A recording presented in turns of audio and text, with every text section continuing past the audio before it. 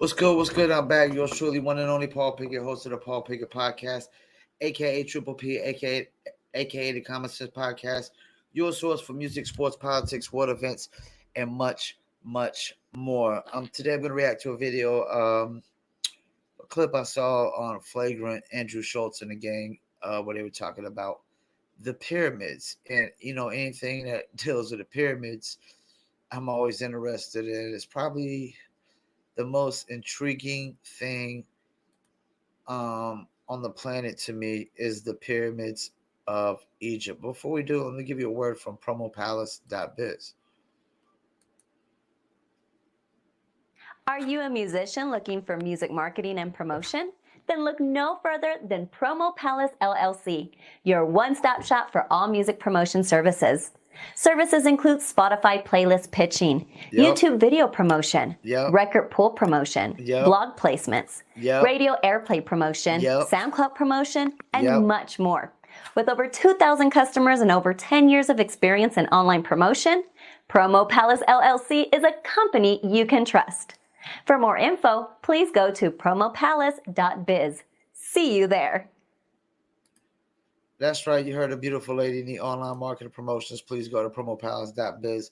Also, when you go to the homepage, there's a coupon code you can get if you actually share our website to one of your social media accounts and whatnot for 15% off. And you heard the lady, we do all forms of online marketing promotion for your music, product, brand, or your service. Let me get into this. Egypt, Flagrant, Andrew Schultz. It's actually crazy that Andrew Schultz has this on his podcast, is the Egypt talk. But I like how he goes with the little themes and stuff, dresses up with certain themes when he has certain people on there. Let's get into it. Break down why the pyramids are so amazing outside of just the visual stimulus that we've all seen in postcards. Well, yeah, I mean, the reality of them is probably stranger and more interesting than anything people can think up in terms of fiction. It's just they're for the longest time have been not only like the tallest man-made structure, but they've been some of the most precisely man-made structures we've ever accomplished. Like we didn't, it wasn't until like the 1700s that we even developed enough precision to be able to define just how accurately those things were aligned to things like true north. We're still discovering crazy coincidences about them in terms of, they're encoding these fundamentals of nature. The Great Pyramids, I can talk about it a bit. It's a scale model of the Northern Hemisphere. It's just what do you mean by that? Well, let's break down some of the precision. Sure. So the Great Pyramid. Mostly that's the one that's been studied. We actually haven't done a whole lot of studying on the other pyramids. It's something that's severely lacking. In fact, we've not even cleared off the bases of some of the other pyramids up at Giza. It's crazy. We still to this day haven't done that. But that pyramid itself, the Great Pyramid, the one that we all know and look at, the biggest one, it's aligned to true north within just a fraction of a degree off. I mean, we just don't build with that type of precision even today. In fact, the only building we made that was that precise was like an observatory in France. That was the first one we ever made that even came close to that degree of precision. They made that in the 1800s. That's just one aspect of it, though. It's insane. Apart from it being just the tallest building for forever until the Eiffel Tower was built. So the traditional historical narrative is that these were built, what, 4,500 years ago? Something like that, somewhere around the 2500 BC realm. So they build this in 2500 BC, and then it takes us until 1800 AD in order to build something taller. Yeah. Just taller, not even as precise. Yeah, no. So think about that. It took us, based on just the 2500 BC and the year 1800. So you're looking at, what, 4,200 years. Took us 4,200 years to build something taller, a man-made structure. That's crazy. Let's keep it moving.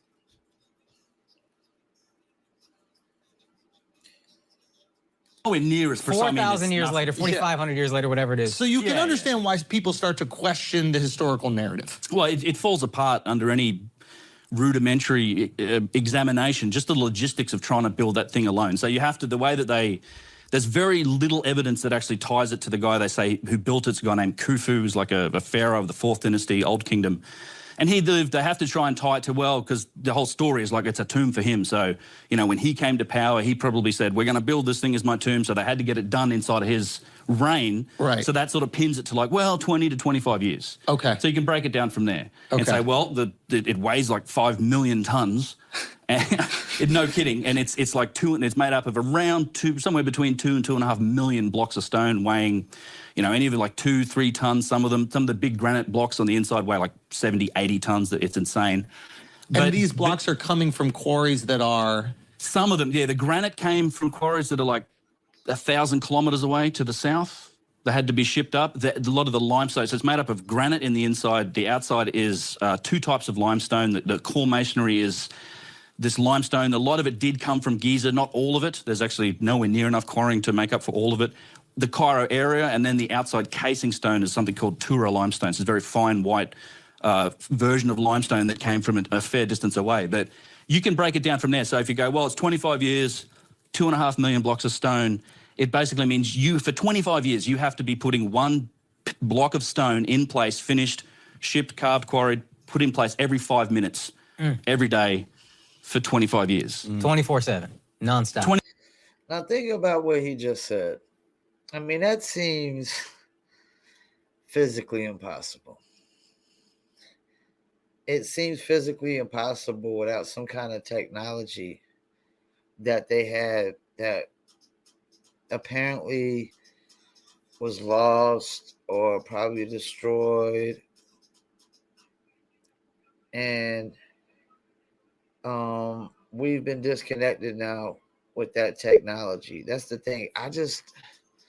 The fact that we can't build these things today and we're supposedly in our greatest technological advancements. Like, I remember when rockets would shoot off from NASA and they had to land them in the ocean. Now you got Jeff Bezos and Elon shooting off rockets and landing them back right where they shot off. There's definitely something happened, something missing, some kind of disconnect. 24/7, nonstop. And now that no union hours. No union hours. Yeah. Overtime. Yeah, no breaks, no whatever it is. I mean, it's crazy. And that is only the pyramid. And you got to remember also, pyramids are part of a complex. Yeah, you hear that? He said that's just the pyramid. Like, this seems so impossible when we try to, act like they didn't have some kind of technological advancement, that we're more technologically advanced now than they were then, but we can't make it. Something's not adding up. There's 2 other pyramids there, and then there's like 3 little... There's a bunch. Yeah, there was like pyramids. 9 or 10 there originally. But there's just that one pyramid. It's not just when you build these pyramids that they're part of a complex, not the other pyramids, but they have a causeway. They have these, they call everything's a temple or ceremonial, but there's temples. There's years of work just in preparing the ground, the whole foundation of what's around the pyramid. I love going to Egypt and showing people.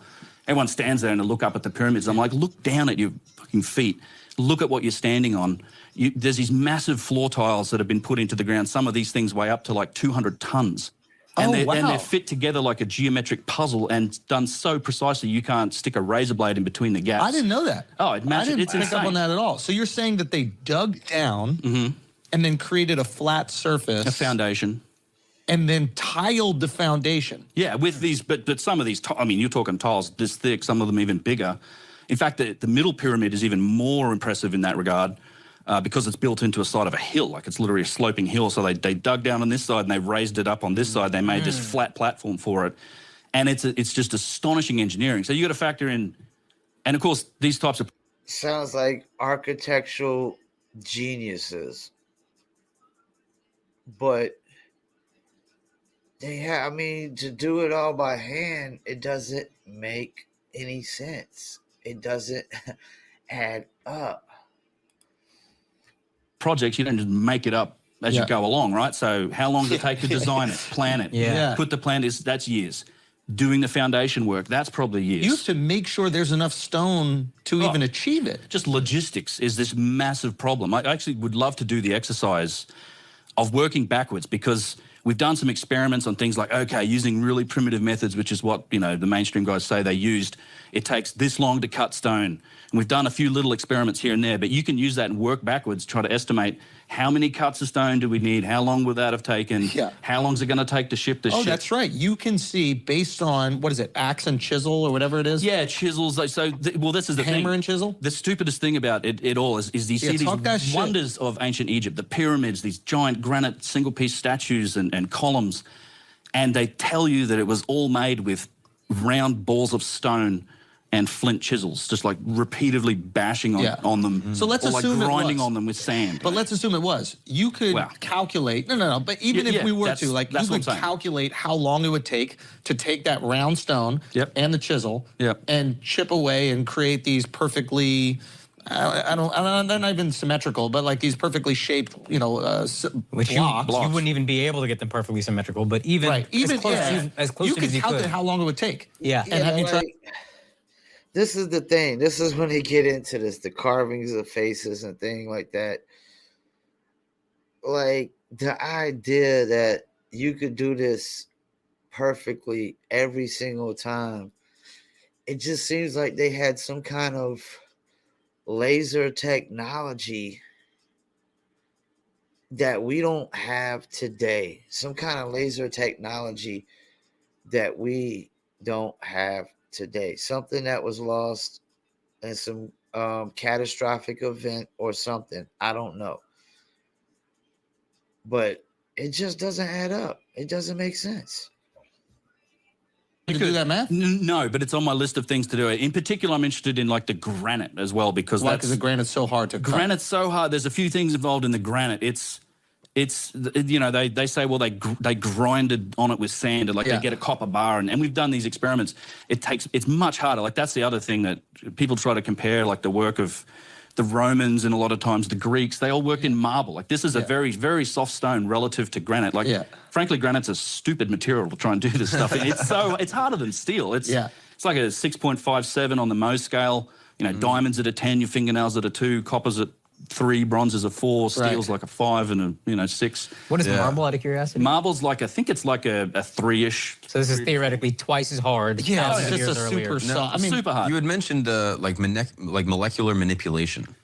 Yeah, so that's the speculation realm, but it does to me, and this, you can see a bit more of that. I think you go like South America, because a lot of the real megalithic stuff in places like Peru. And just so we can define megalithic. A megalith is just a giant stone. Giant stone walls. Yeah, I call stuff that's megalithic I would define it as like, walls and structures made up of massive single pieces of stone. Yeah. Typically showing signs of precision in how they're built and just perfect alignment. Like, making these sort of mortarless walls is not easy. Like, we don't do that today. Like, that's what, you know, mortar So I think this is one of the cool things that you've exposed and a lot of your contemporaries have exposed, is that ancient history isn't studied by architects.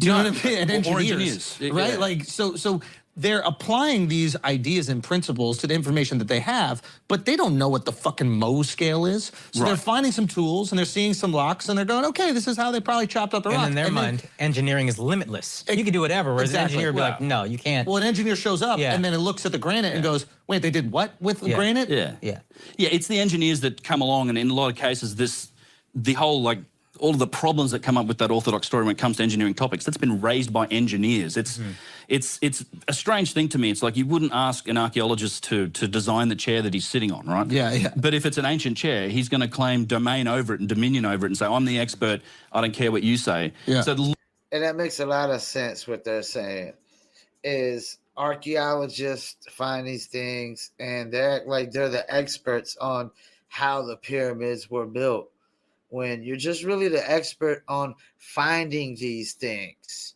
you know, and the experts should be like engineers and architects, you know, that would have a lot more common knowledge or common sense theories on how they really built the pyramids, when we can't do it today, right now. A lot of that happens, and that's not to say they haven't tried to make studies into it. And that's part of my work. I dive into these studies and kind of tear them apart because they're ultimately really silly. And when you go to Egypt, you take engineers, construction experts, architects, people look at it and they just see it immediately and go, this is nonsense. Yeah. Like, this isn't the work of a primitive civilization or a Bronze Age civilization with simple tools.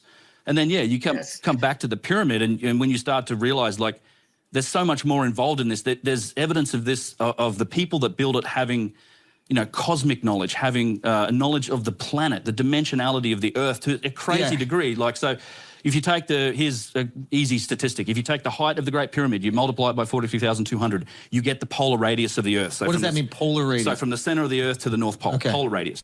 That's crazy.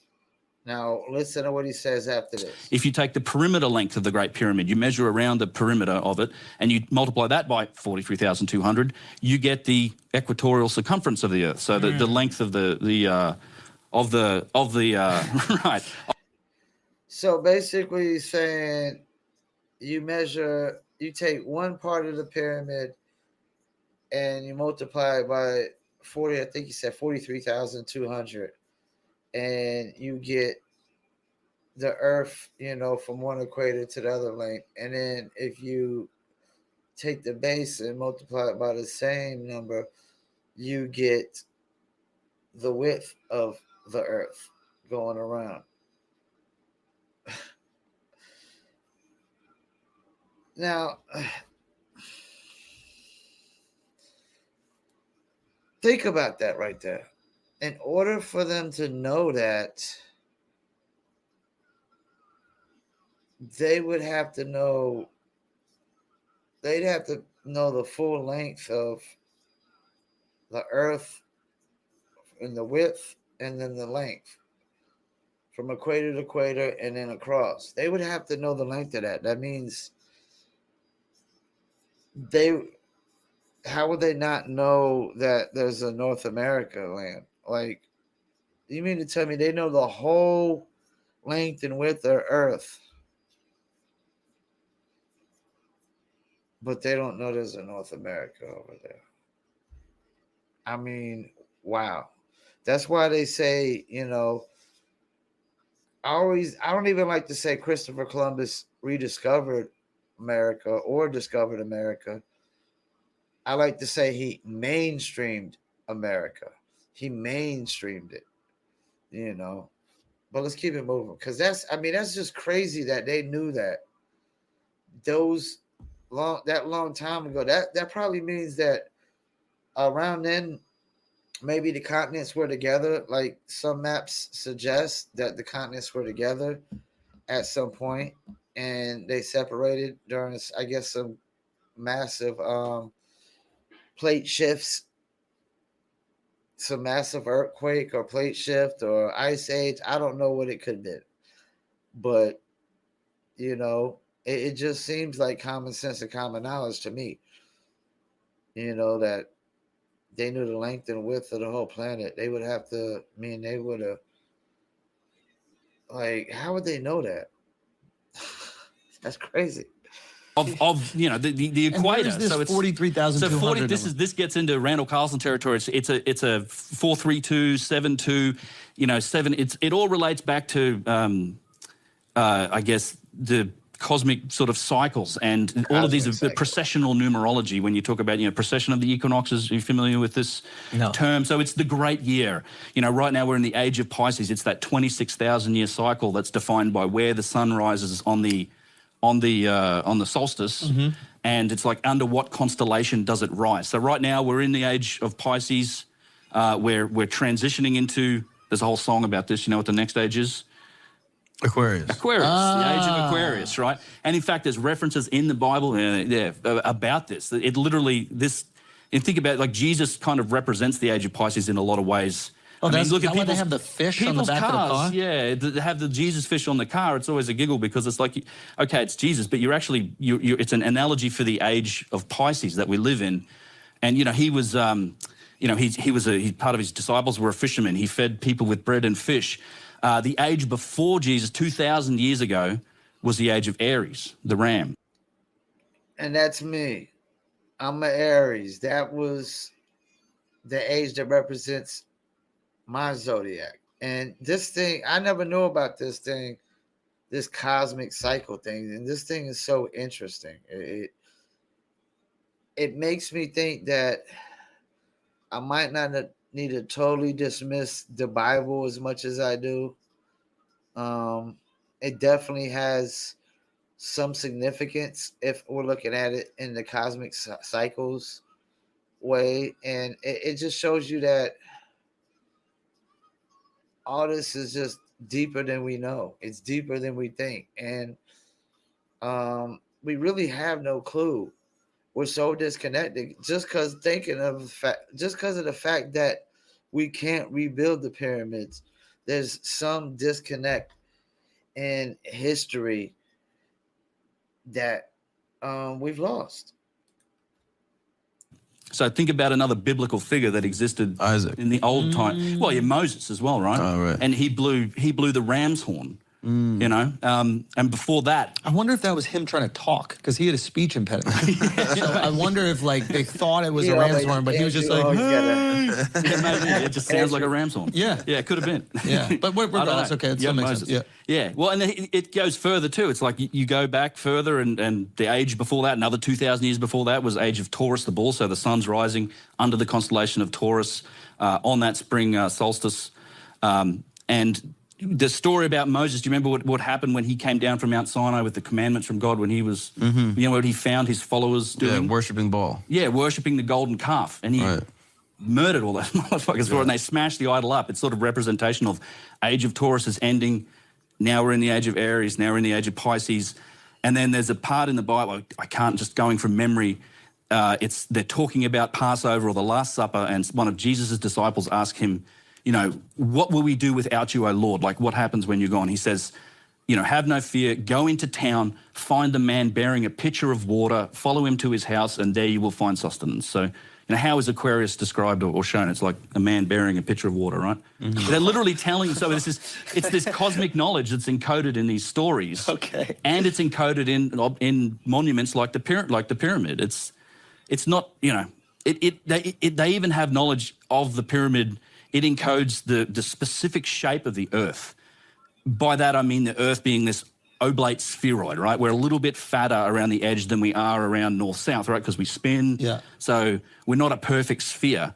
That ratio, you'd call it the ratio of latitude to longitude. So if you take that grid of latitude and longitude, you spread it out on the planet, you go down to 1/4 of 1 degree and you measure it, so it's a little bit further sort of east-west than it is north-south. That ratio of latitude to longitude is expressed in the pyramid. Oh. Because it sits on something, I talked about the foundation. It sits on the foundation called the socle. So it's like they call it, it's a cubit height. It's about this high, sticks out about this far. So it gives you two ways to measure the perimeter length, right? You can measure the base of the pyramid, or you can measure the base of the socle being slightly larger. And when you ratio or you compare those two numbers, it's latitude and longitude. Wow. And bear in mind that we couldn't figure out how to measure longitude accurately in our own civilization until the turn of the 19th century. I think that's when it was. James Cook's second voyage of discovery. We could not measure longitude to save ourselves until... Which goes to show that there's been some disconnect, you know, and I do believe that there might have been some reset in civilization.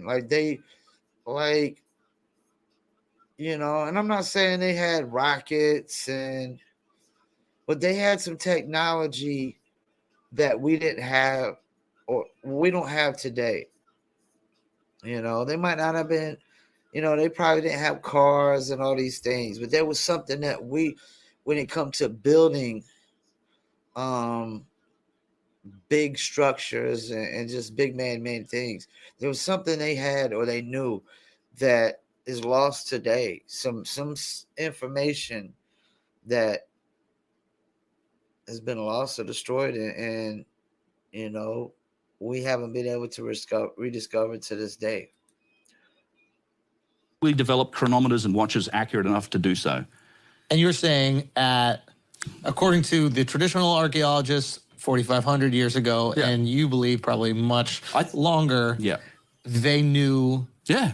So if we're accepting, and I do think it was much longer.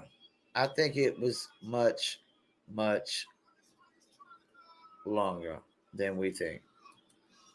If we're accepting They traditional, knew the shape of the Earth. Yeah. if we're accepting traditional archaeology, there's just all these crazy coincidences, and none of that. They had no idea that if you multiply, it's a longitude, and latitude. At that time, they just were not aware. They were not privy to this information. There's no proof to show that they were. They say it's a coincidence. All of these things, you keep coming up with them because there's other, there's some people make an argument that the speed of light is encoded in the damn thing.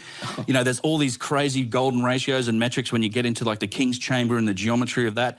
It relates back to the meter. There's so many interesting studies about it, but it's generally all described and hand-waved away as, well, it's just coincidence. And it's like, so you can find this stuff and you analyze anything. You're approaching this, and like a lot of people in your position are going, these are a lot. So it's a coincidence that they built pyramids 4,500 years ago or longer, and we can't build them to this day. That's just a coincidence, right?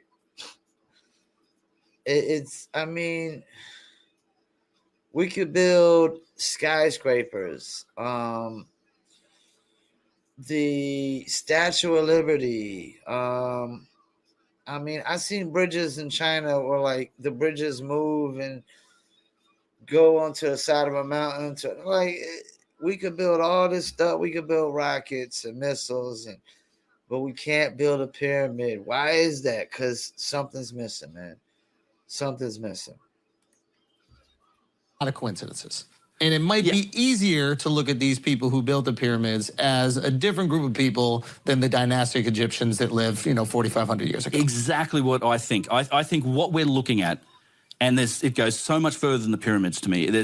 We're looking at the remnants of a lost civilization, and that left stuff. They might have left cultural knowledge. They might have left architecture and objects that were inherited by essentially a Mesolithic people that developed into a Bronze Age culture that we call the dynastic Egyptians. I think we have a good understanding of the dynastic Egyptian civilization. The tools that we found, the way they lived their life, that's the job of the Egyptologist. So basically what he's saying is he believes there was a more advanced civilization that built the pyramids. And something happened where they died off. And they might have left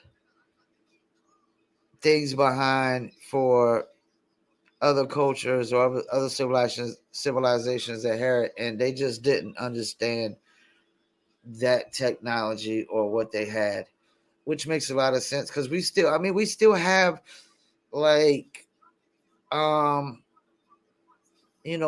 got a lot of, there's some civilization. There's like tribes in Africa that still, walk around with no clothes and they still live like, mankind lived thousands and thousands of years ago. Then you had the Mayan civilization. And I don't even know if there's still Mayans around, but their civilization never,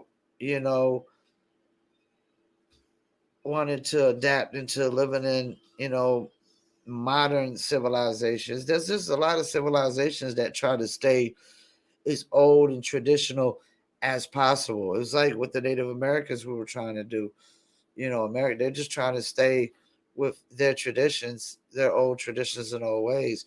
And there's still some places, Buddhist monks, so it's not far-fetched to think that some kind of advanced civilization died off somehow, and some less advanced and less knowledgeable civilization just kind of started inhabiting over Egypt, and they didn't understand, none of the technologies or anything that was left over, how to use it or work or anything, or maybe the technologies died with them.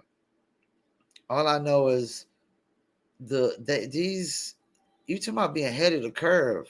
Egyptians were, that's whoever even built the pyramid. We don't even know if Egyptians built the pyramids just because they're in Egypt. Because it could have been called something long before Egypt. It could have been a name before Egypt that we don't even know about. And it could have been it could have been a time that there was no cities and countries. It could have been just everything was just the planet. It was just the world,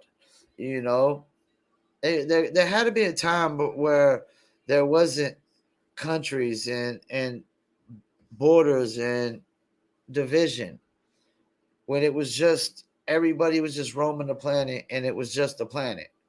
It wasn't no North America, South America, China, and things of that nature. You know. I think we're right about those guys. I just don't think you can say they made everything. And in fact, they themselves don't say that. Like, their own history goes back 40-something thousand years. Like, so when do you think they're made? Oh, so it's a lot of, I think, a lot of this stuff, and I'm not saying the pyramids as they are, you do have to kind of look through all this stuff with the lens of, I need to preface this, because it's like, there were thousands and thousands of years of renovation, reuse, rebuilding, adaptation, and then thousands of years of deconstruction, quarrying. Like, they've literally been ripping stone off these pyramids for the last couple thousand years and selling it. Yeah. Up until about 50, 60 years ago. Oh, wow. So it's just that, you have to look at it through that lens, and the Egyptians spent many thousands of years working on this stuff and renovating it, using it for their own purposes. But I think a lot of this stuff goes back to before the cataclysm, like the Younger Dryas period, which we can talk more about.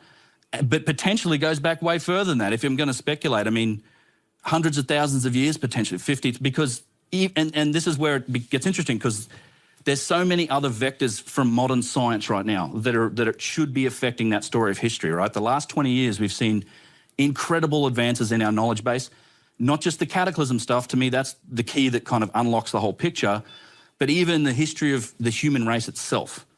Right? We thought for the longest time, I mean, if you're creationist, 6,000 years, okay? But for the longest time, Victorian era, like, well, maybe it's 50,000 years as a species. Then once we start dating human remains, we get to like 190,000 years old, like we found some stuff in Ethiopia. And then recently, in the last couple of decades, 300, right? Morocco, they found a modern, anatomically correct, Morocco. I think about that. Now, if we're going off the assumption that dating bones, that the science of dating bones, that we've got this down packed, that we pretty much figured this out. They're saying that they found a human that's remains that are over 250,000 years old. 300,000 years old. I believe the pyramids could be as old as that. They could be as old as that, if not older. Just the weight of them, like 70 tons. What's going to come and move 70 tons? What tornado or hurricane is going to move 70 tons? It probably would take a force like a major, like the ocean coming in. I don't even know if an ocean pressure, like a typhoon, could move 70 tons. I don't know. But that just, it's crazy. It's just,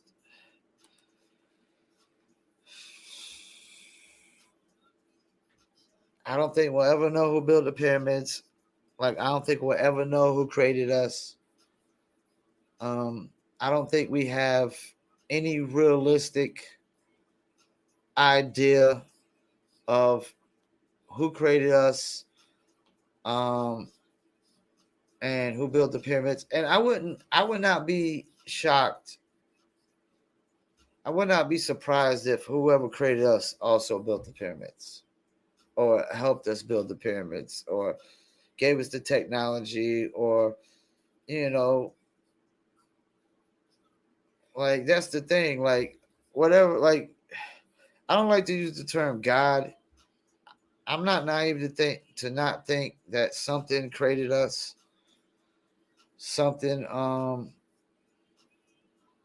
life had to begin from somewhere.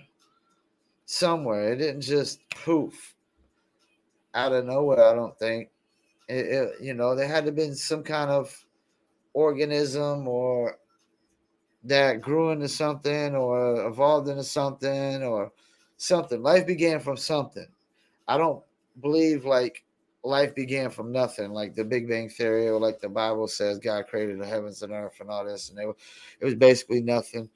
I don't really believe into that. So I don't think we'll ever know what created us. I don't think we got the right idea, the right perception And same thing with the pyramids. Just the simple fact that we can't build them today tells you that there's a lot of information missing, a lot on the table that we don't know. Let me know what you think in the comments. Once again, thank you for tuning in, Paul Pickett Podcast.